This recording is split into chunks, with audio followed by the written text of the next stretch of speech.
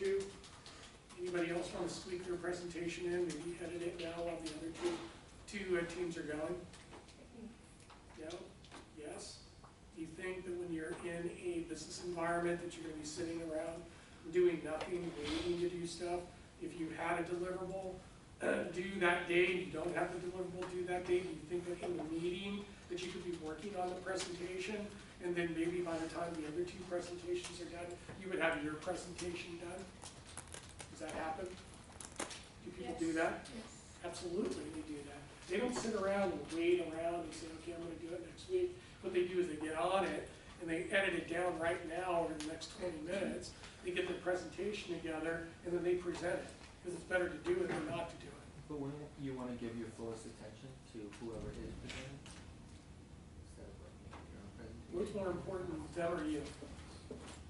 I mean, I don't know, I have like when they're presenting, like they're...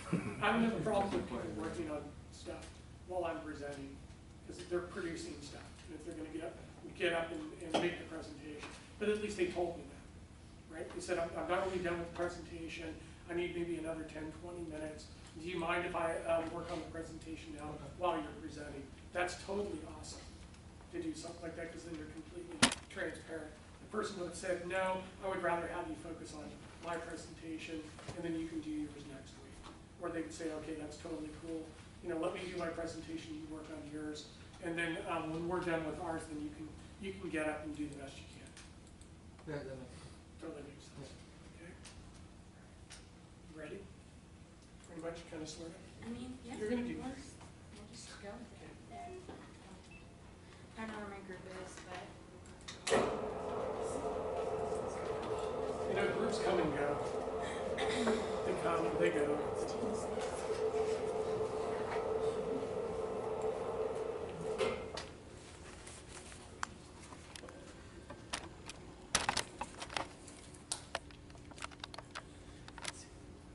And while you're presenting, do you mind if I call some students? No, go for it.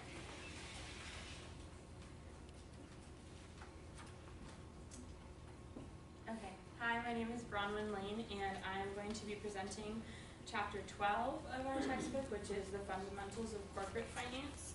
And Kim Lowe and Abdullah Shami are also in this group. Michael James. Okay, so we're going to be talking about evaluating project economics, and the learning objectives that we've set for this chapter are explaining and demonstrating how fixed and variable costs are affecting the volatility in pre-tax operations for their cash flows and for accounting operation products. We will also be talking about calculating and distinguishing between the degree of pre-tax cash flows, operating leverage, and the degree of accounting operating leverage. Next, we'll be discussing defining and calculating the pre-tax operating cash flows and accounting operating profit break-even points, and the crossover levels of unit sales for project. Fourth is defining the economic break-even point and being able to calculate that for a project that you're working on. And the fifth and final learning objective for Chapter 12 is defining sensitivity analysis, scenario analysis, and simulation analysis, and describing how each of those are used to evaluate risks associated with the project that you're doing.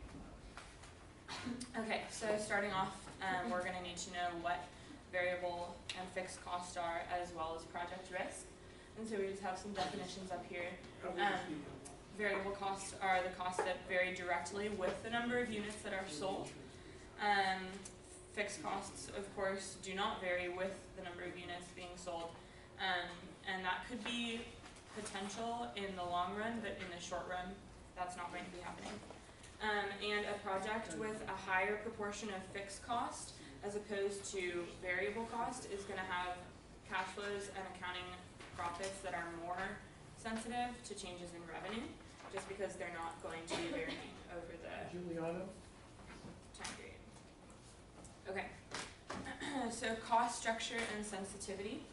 Comparing the sensitivity of the EBITDA, which we've been discussing thus far in the semester, to changes in revenue helps helps you understand the risks and the returns that different options that you have for this product.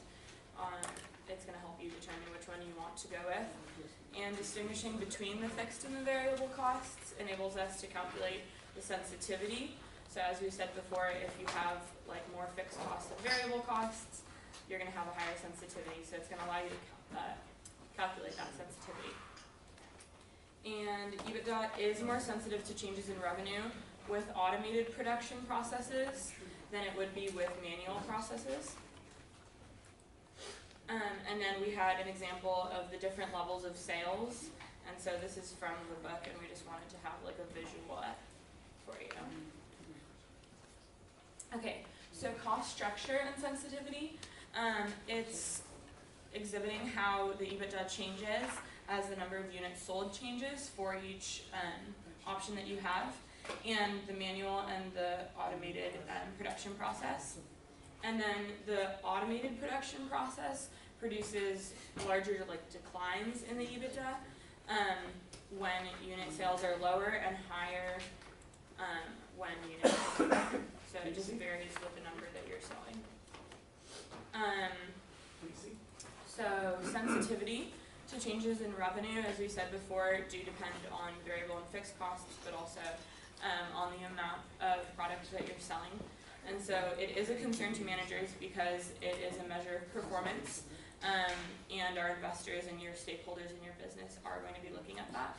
And calculation of the EBITDA doesn't include depreciation and amortization, and then we have definitions of those as well. So they're acting as a fixed cost, so you're not going to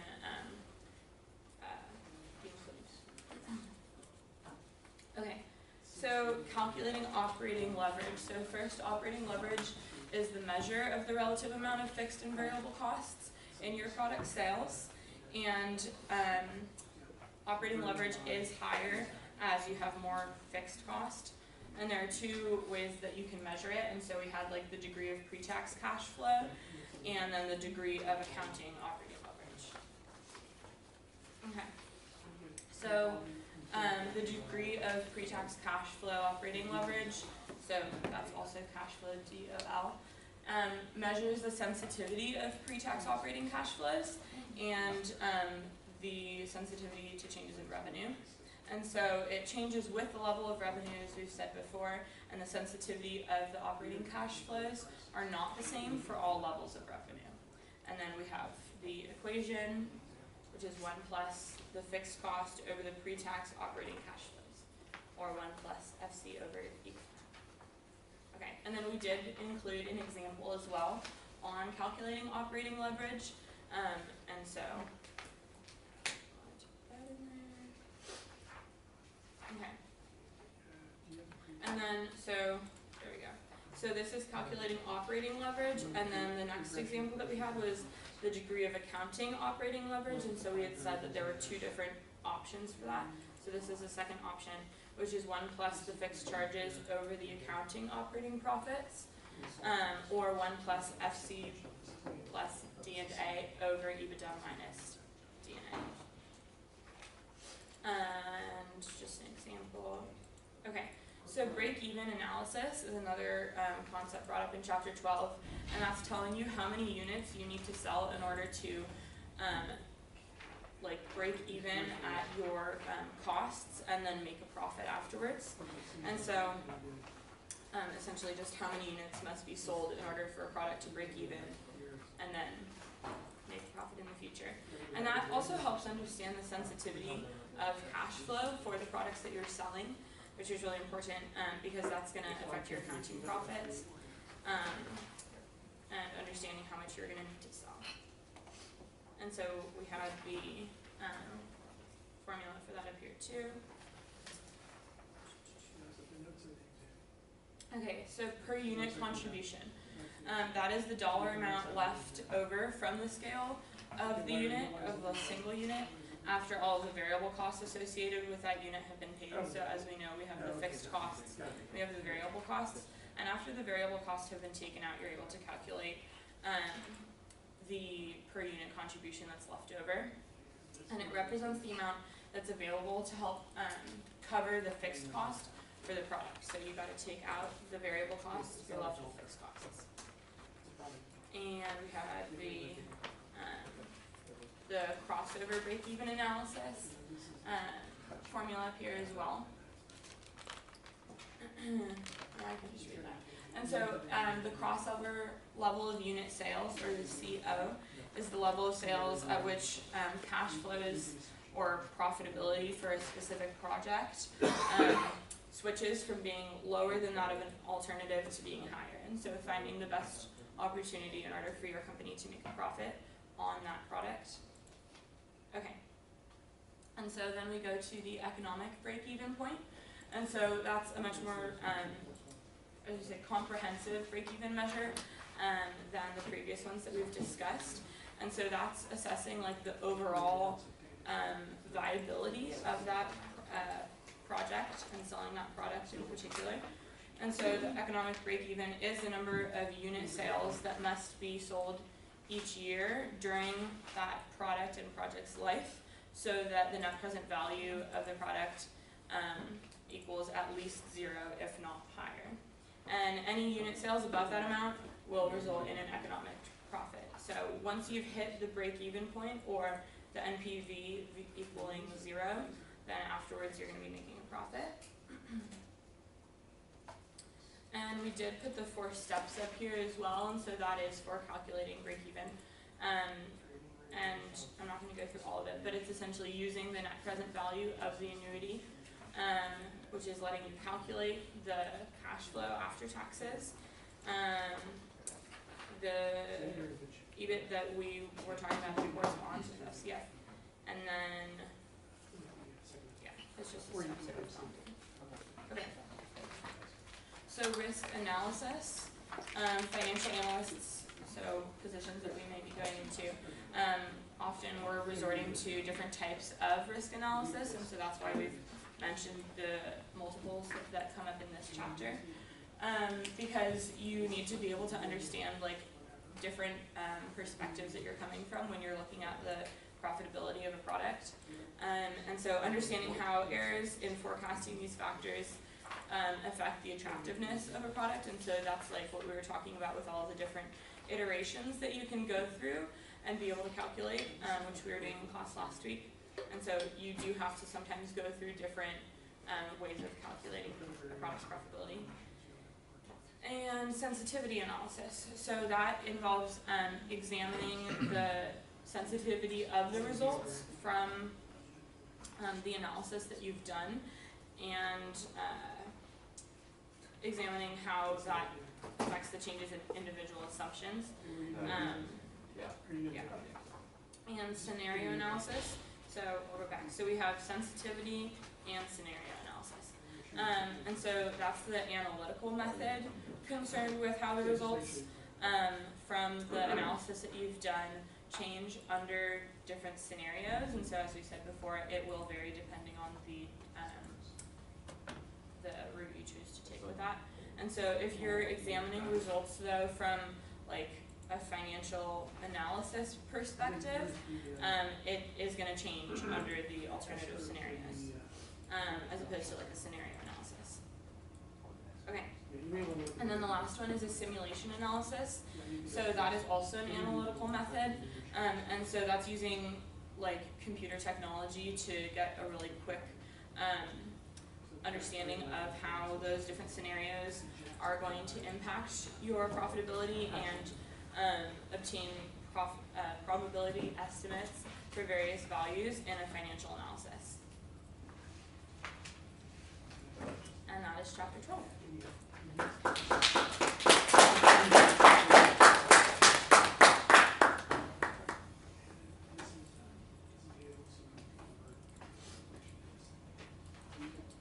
don't know who next.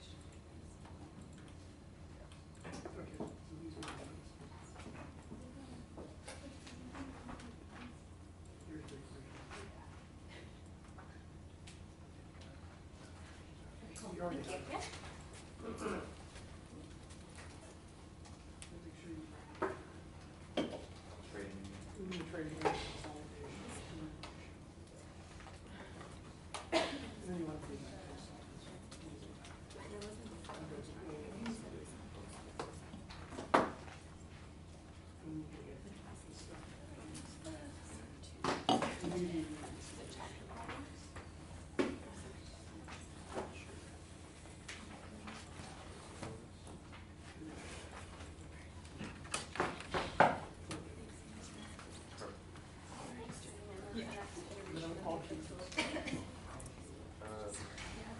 we have working capital management, working capital basics. Working capital management consists of two main issues, and those include what is the prime account and mix of current assets for a firm to have, and how should the current assets be financed. And I'm just going to go over some basic terms. Current assets are cash and other assets that the firm expects to convert into cash within a year. Current liabilities also known as short-term liabilities, are obligations that the firm expects to pay off within a year.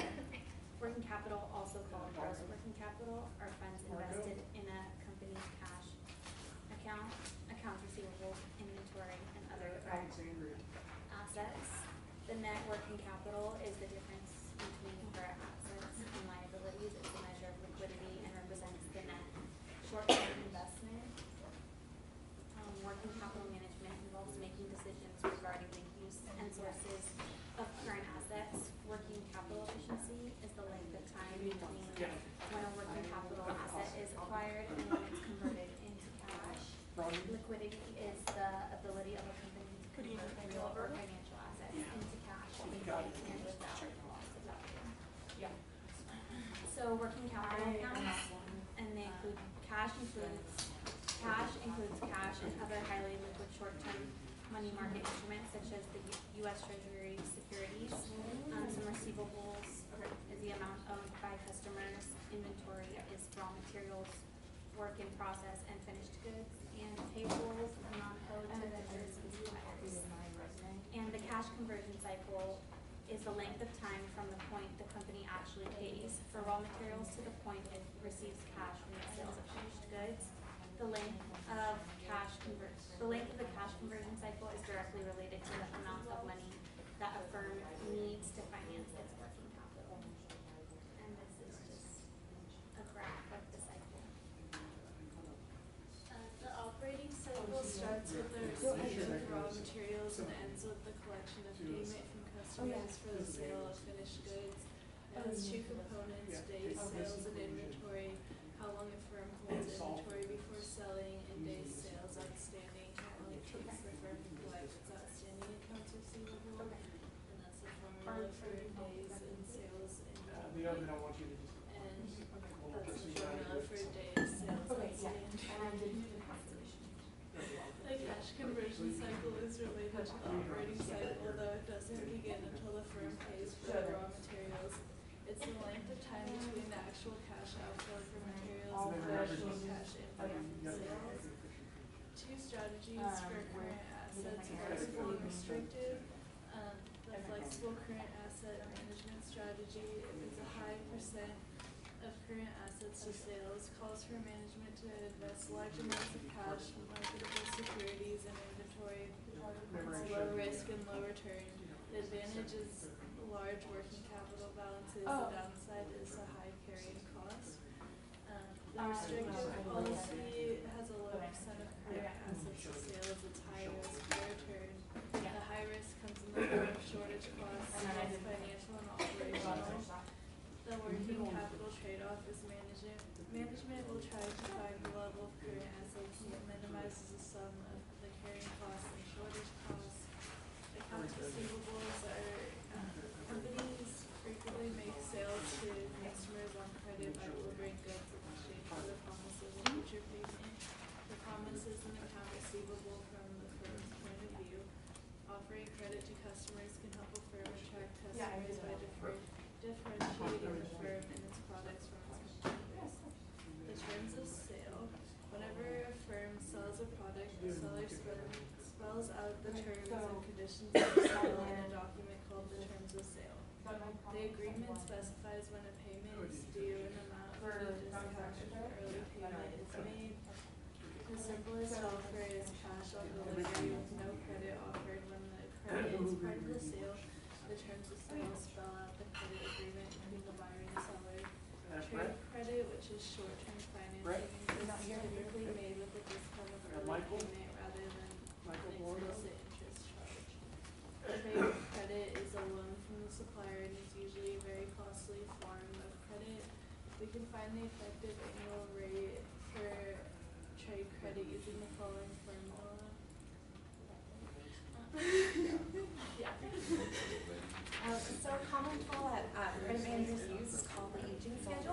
What the aging schedule does is it breaks down the firm's accounts receivable by their date of sale and how long the account has not been paid. And the purpose of this is so that they can identify accounts that are delinquent and see that they are paid. Aging schedules are also important for analyzing the quality of receivables, and the aging schedule also reveals the pattern of delinquency so they can track it. Inventory management is largely a function of operations and not financial management. Manufacturing companies use 3 types of inventory: raw materials, work in progress, and finished goods. Investment in inventory is very costly. Capital invested in inventory provides no direct return, but running out of raw materials can cause the manufacturer to shut down if they can't no longer produce anything. And a shortage of finished goods also means loss of sales. The EEQ mathematically determines the minimum total inventory cost, taking the account reorder cost and inventory carry cost into consideration, and then that's the equation right there. Just-in-time inventory is a day-by-day or even hour-by-hour raw materials needs. They're delivered by suppliers, literally just in time, and then they're used in the production line. A big advantage of this is that there's no inventory cost because you don't have to store these inventories, and there's no chance of like losing the inventory or being subject to theft. But the issue is that if the supplier fails to deliver these raw materials, then production cannot continue and it has to shut down. And for the system to work, it has to cut down their investment in working capital dramatically. Cash management and budgeting. There's 3 main reasons for holding a cash balance. And the first reason is that it facilitates transactions with suppliers, customers, and employees. And second, for precautionary or strategic reasons. And the third reason is holding cash is simply the best. Is simply that most banks require firms to hold minimum balances. Cash collection or float is the time between when a customer makes a payment and when the cash is available to the firm. It can be broken down into 3 components: delivery or mailing time, which is when the customer mails a payment, and it takes several days for it to get to the firm through the mail.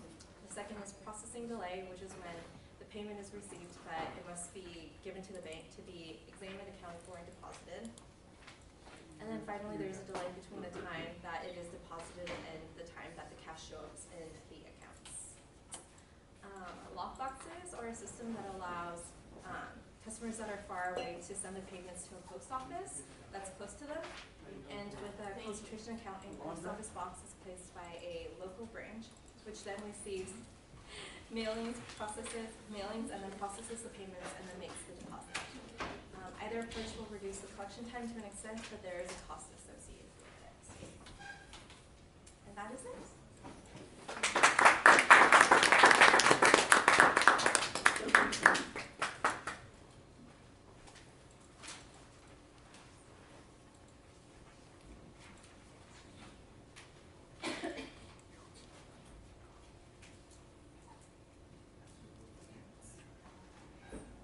Anybody else? Anybody else?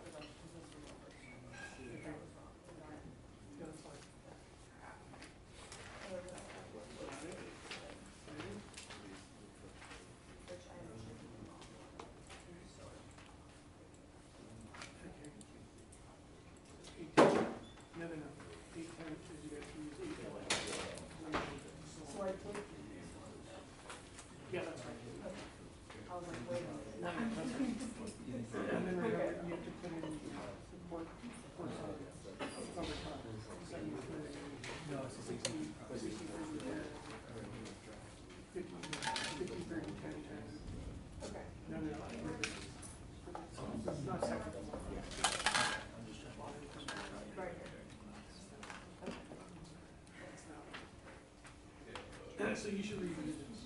The video. And then you have to where's the technical.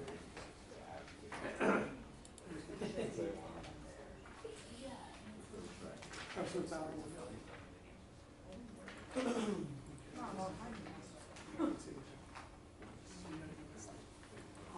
But that one was, Yeah. Yeah, you apply 8-1's formula. 8-10 can do Exploration too. semi-annual, semi-annual. 8-1, 8-10. I'm not sure what this And you got the technical. So I wrote that. Review the exam and review your notes and add in stuff that you missed. So review that. Why don't you move that camera over here?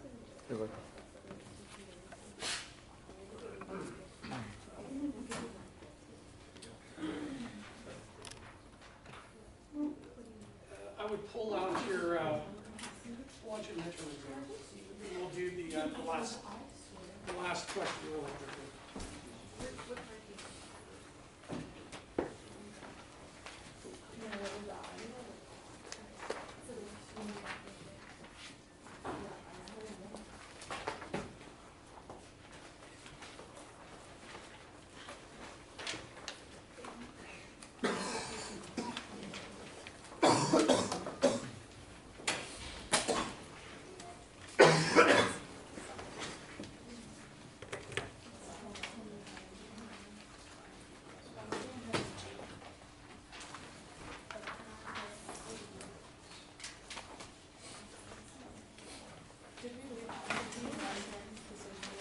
We're doing that now. Okay. We actually did it on the first problem, but I'm gonna do it Okay. one last time. Yeah, we haven't done it on page 7. Yeah, so we're gonna do it. Yeah, just wanted to make sure. Yeah, so we will have already done this Yeah. twice, and then we've already gone through it like, A couple times. yeah, Yeah. on the exam too. So tell me when you guys are ready.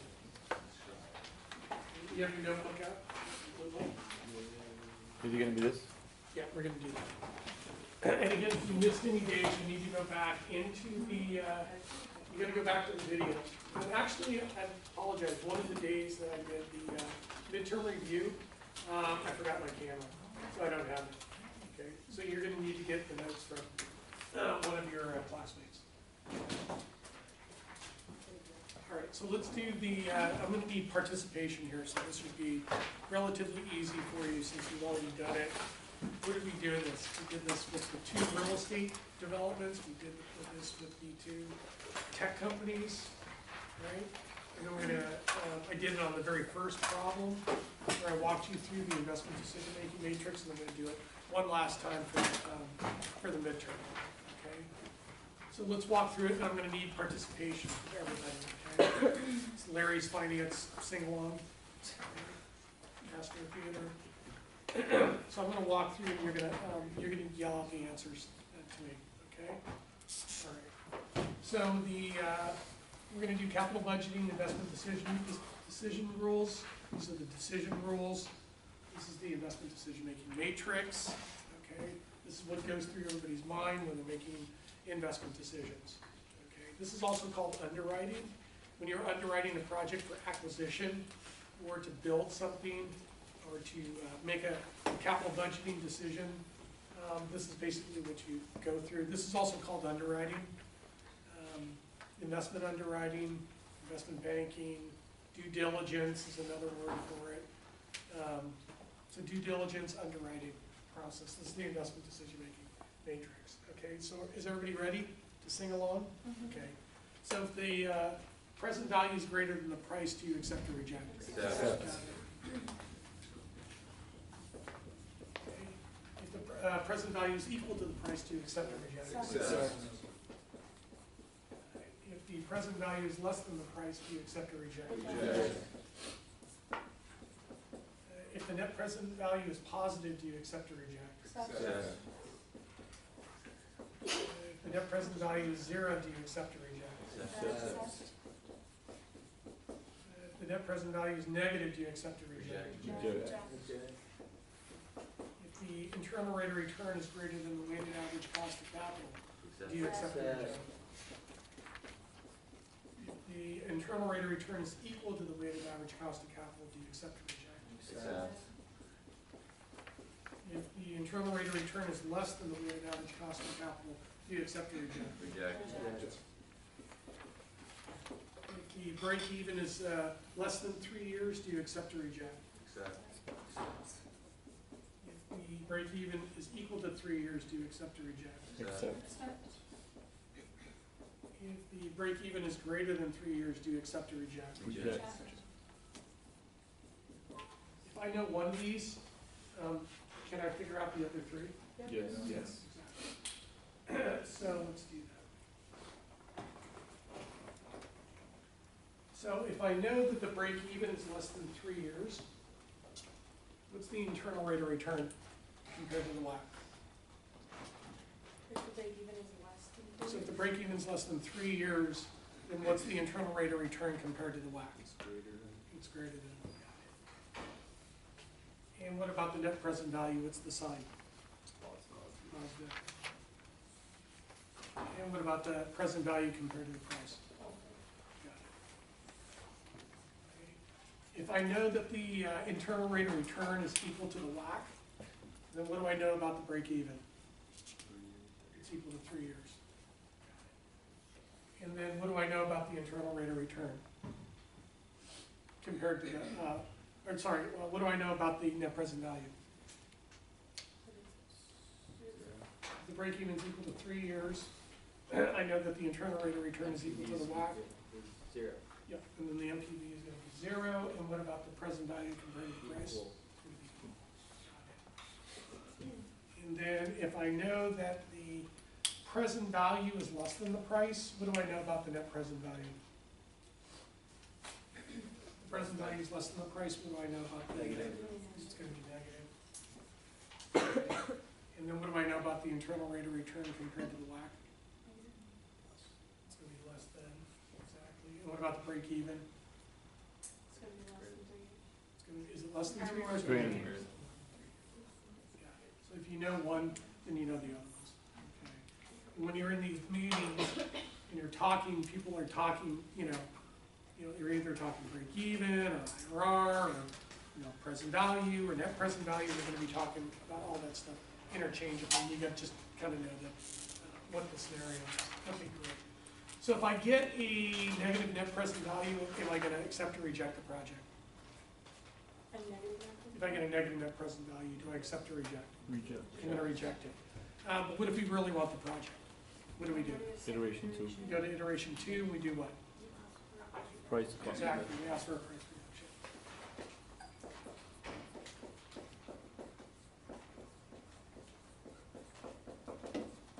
And what amount?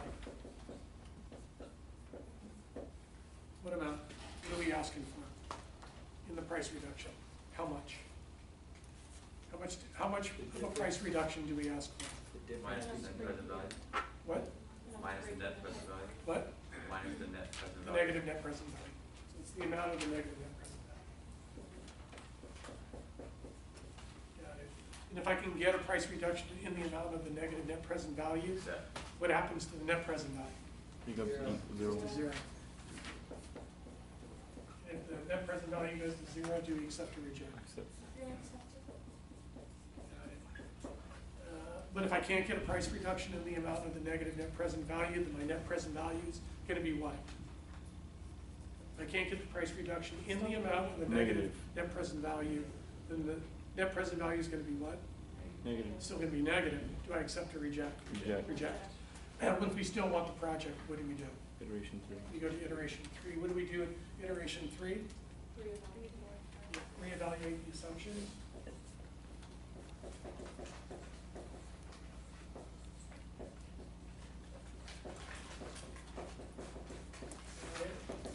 And give me the assumptions that we would go back and reevaluate.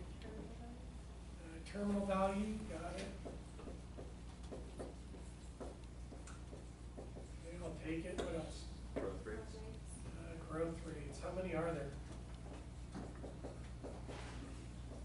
How many growth rates are there? I think there's a bunch of them, aren't there? Yeah, so what growth rates are we looking at? Gordon Grove, Yeah, fraternity, we're gonna look at the Gordon growth, and at the Gordon growth, which ones are we gonna look at? multiple approach, We're gonna look at the multiples too. perpetuity, Okay, but give me the Gordon growth rates. Gordon growth rates. What are we looking at?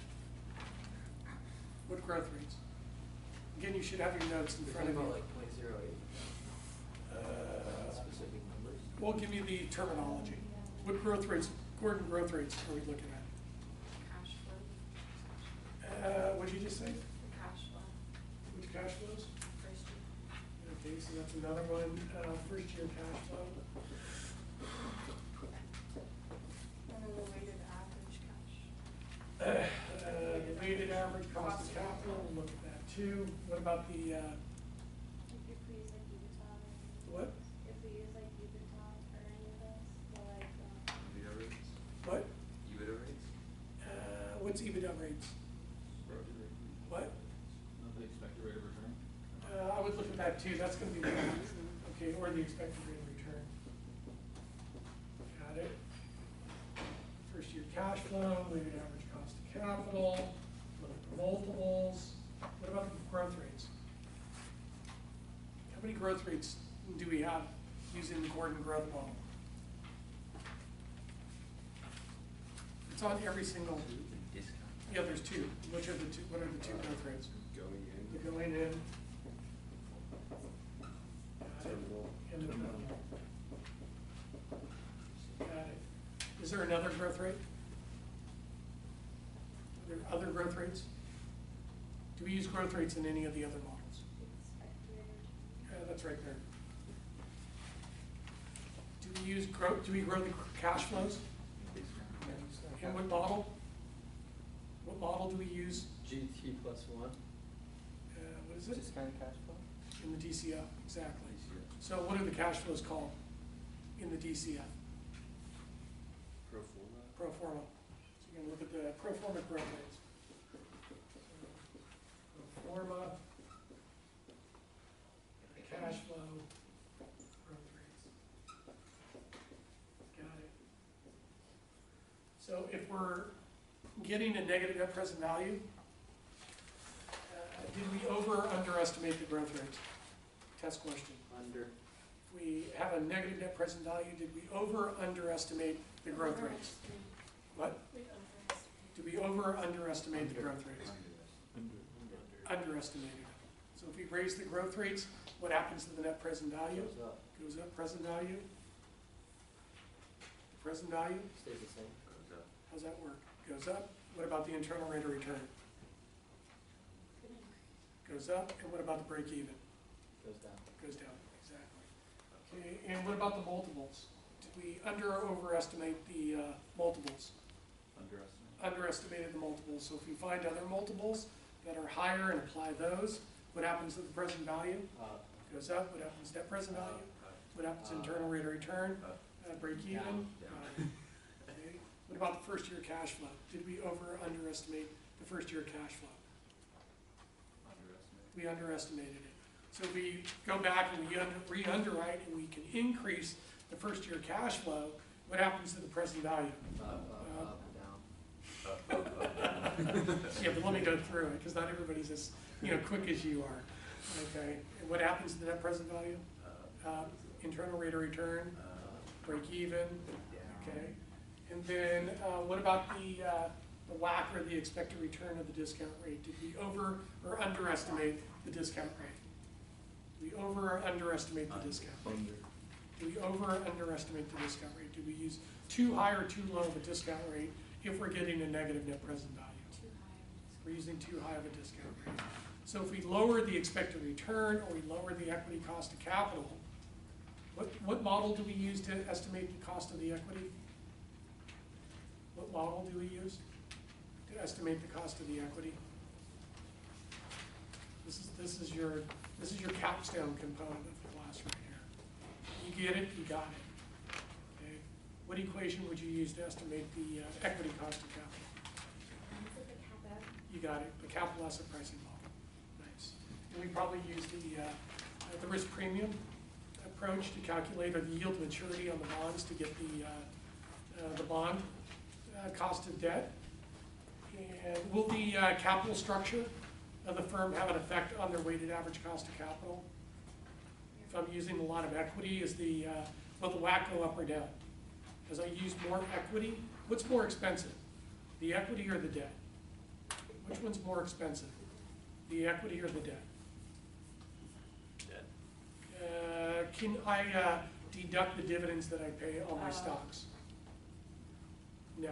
Can I deduct the interest I pay on my bonds? So which one's cheaper, the equity or the debt? Which one? The debt's cheap. The debt's cheaper. Okay. So if I'm getting too high of a whack, am I using too much debt or too much equity?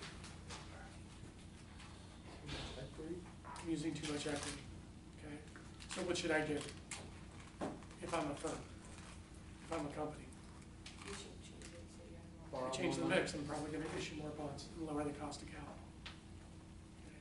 Use less equity and use more debt to bring down my discount rate. I can do that too. And I can also take a lower rate of return if I'm an investor. So if I lower the discount rate, what happens to the present value? If I lower the discount rate, what happens to the present value? Up. What happens to the net present value? What happens to the internal rate of return? What happens to the break even? You mean You're gonna get Aviva? indigestion. You're gonna get finance indigestion. And we already talked about the growth rates. Is there anything else that we're missing? Any other variables that we missed? No, you're the underwriters. Okay. Unfortunately, we still get a negative MPV, and we really want the project. So what do we do now? Iteration. We go to iteration 4. What's the iteration for? Calculating the real call option value. Yeah, we're gonna calculate the value of the real call option.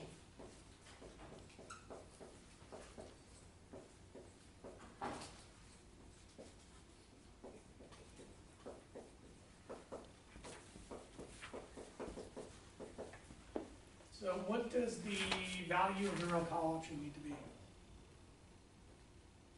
Okay, let's take a little break while you think about that. What are the two methods to calculate the real call option? The value of the real call option? Black-Scholes and binomial tree.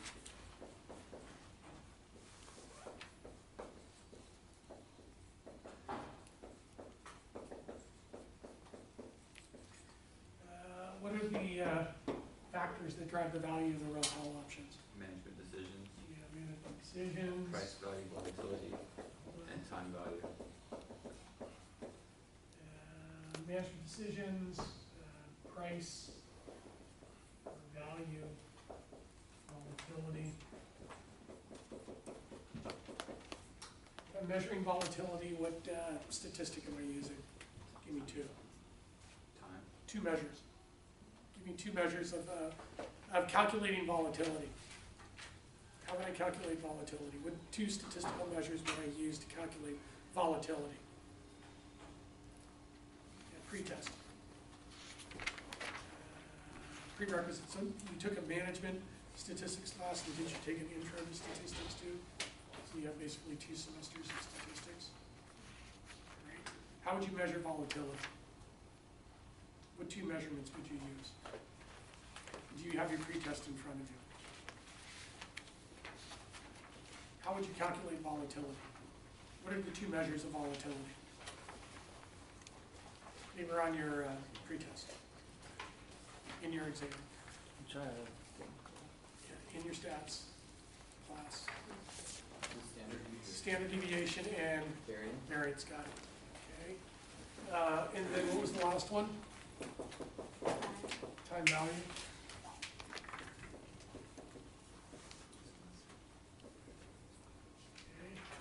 Okay. I have 2 projects. One's a 3-year project, the other's a 2-year project. Which one's has contributes more to the value of the call option? The one with a 3-year life or a 2-year life? I have 3 years to make a decision. I have 2 years to make a decision. Which project is more valuable or contributes more to the value of the real call option? The one where I have 3 years to make the decision, or the one I have 2 years to make the decision? Which one has more time value? The 2 or the 3? The 2 or the 3? The 2 or the 3? It must be 3. The 3, right? Because there's more time, right? It's more intuitive.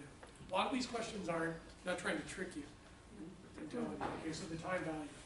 And what about the volatility in the values or in the prices? I have two projects. I have one in LA and I got one in San Francisco. Which one's going to have the most price volatility? The one in Santa Monica or the one in San Francisco in Mission Bay? The one in San Francisco in Mission Bay. Okay, got it. And then I have two projects. I have a startup company I'm looking at, and I got a multi-billion-dollar biomedical facility in Mission Bay. Which one has more management decisions? Running the tech startup, or basically building a multi-billion-dollar biopharma, biotech, university research anchored, multi-billion-dollar project? Tech startup? Which one has more decisions to it? Tech startup, The $1 billion. or the multi-billion-dollar bioscience campus?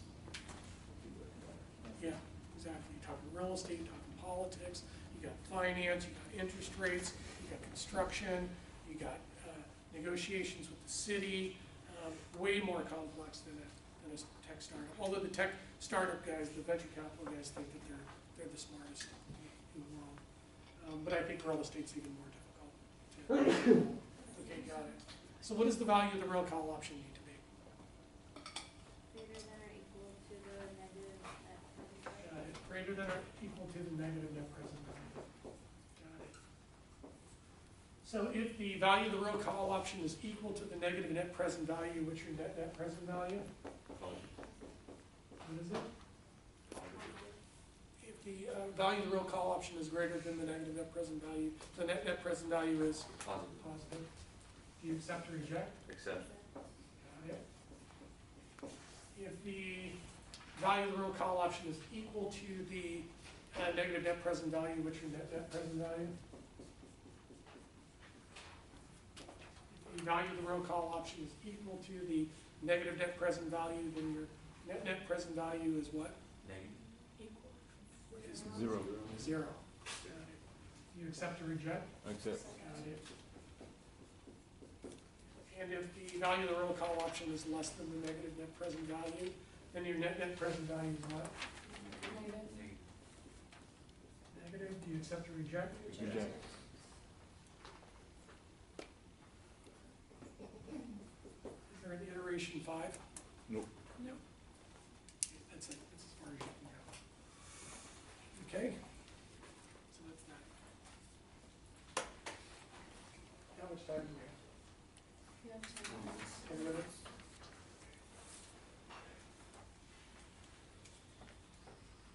Okay, so I'm not gonna be here on, Wednesday, Thursday, Friday. Okay, I have a conference I have to go to, but I will be available. You wanna call me, text me, if you have any problems. I'll try to get these, the videos you all